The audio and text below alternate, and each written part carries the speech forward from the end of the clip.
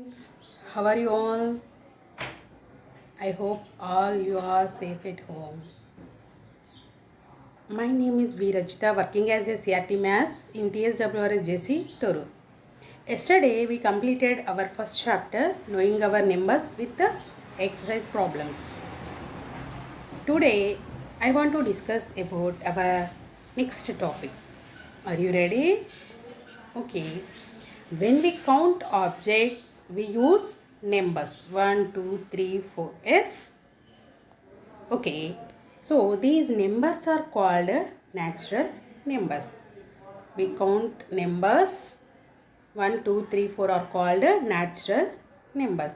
These natural numbers are denoted by n. Okay. Do you know? Look at the slide here. When we begin to count, we naturally use counting numbers 1, 2, 3, 4. Hence, natural numbers are the set of numbers ranging from 1 to infinity. We are represent natural numbers by n. So, n is equal 1, 2, 3, 4 and so on. And every natural number has predecessor and a successor. What is predecessor and successor?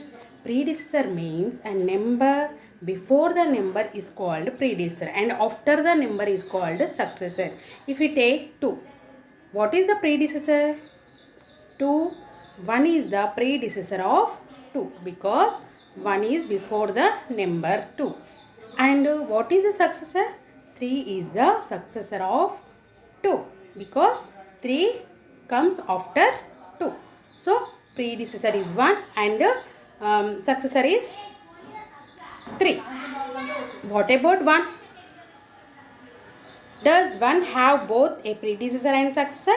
No. 1 have only successor, not predecessor. What is the predecessor of 1? 0. But 0 is in natural numbers? No. We found that the number 1 has no predecessor in natural numbers. Only after adding 0 to the natural numbers, 1 will have predecessor. And what is the smallest number in natural numbers? 1. And what is the greatest number? No, there is no largest number. And every natural number is a whole number. Every natural number has its successor.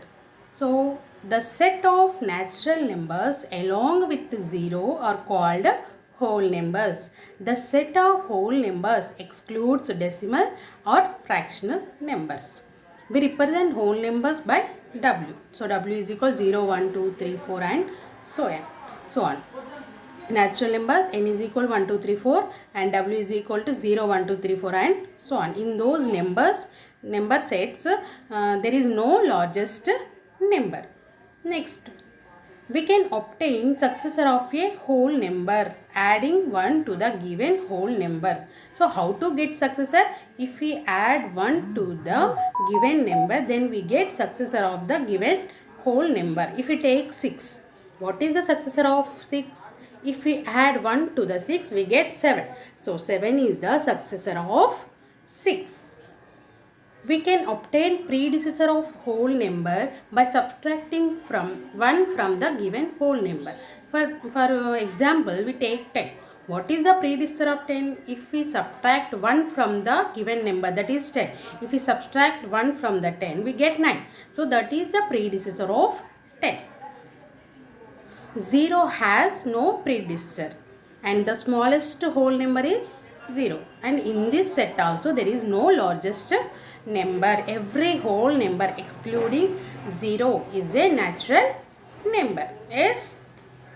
So next, how to represent whole numbers on number line? A line on which numbers are marked at equal intervals to show simple numerical operations is called a number line.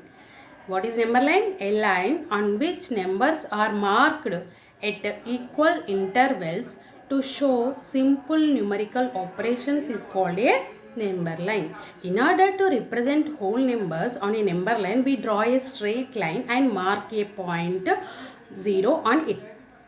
From 0 point, mark points 1, 2, 3, 4 and so on on the line at equal intervals to the right of 0. So what is number line? How to represent whole numbers on number line? How to represent whole numbers on number line? First we draw a straight line and mark a point 0 on it. From 0 point we can mark points 1, 2, 3, 4 and so on with the equal intervals to the right of 0. Okay, do you understand how to represent whole numbers on number line? Look at the slide here. Can be visualized as equally spaced points on a number line. So see here, we draw a straight line and mark point O on it, and we mark 1, 2, 3, 4 and so on from right of the 0. So like that we represent whole numbers on the number line. So our next topic is addition of whole numbers on number line. So how to add whole numbers on using a number line. If we add, to add 5 and 3, begin at 0 and move 5 units to the right. So see here, observe the number line. We start from 0 and we move to the how many steps we move? 5 steps. First we take 5 and we move from the 0 5 steps, so we get 5.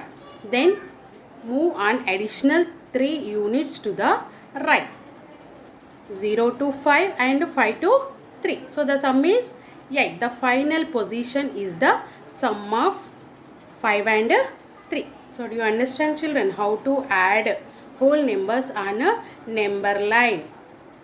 Next one is subtraction of whole numbers. Subtraction using a number line to evaluate 7 minus 4. So first what we do here, start from the point corresponding to the minute. Move to the left 4 units. So first we take 7 and we move to the left of the 7. How many steps? 4 steps. So we get 3. So the difference between 7 and 4 is 3. So in this way we subtract whole numbers using number line. Do you understand how to add and how to subtract whole numbers on number line? Okay, next look at the slide. Multiplication on the number line. So we learn how to add and how to subtract on the number line. Next, how to multiply on the number line. If we take example 2 into 3. First start from 0, move 2 units at a time to the right. Make such 3 moves. So we take 2 units at a time and we move to the how many moves? 3 moves, and we will reach 6. So we say 2 into 3 is equal to 6. Okay, do you understand how to add, subtract and multiply on the number line? Okay children, today we are discussed about what are the whole numbers and how to represent whole numbers on the number line and operations on the number line, addition, subtraction, multiplication, how to add and how to subtract, how to multiply whole numbers on the number line. I hope you will understand this topic.